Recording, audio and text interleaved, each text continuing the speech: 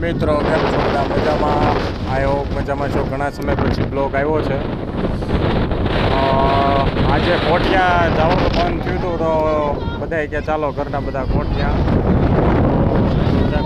ગયા. તમે જોઈ શકો છો અહીં મિત્રો ફરવા જેવું બહુ છે.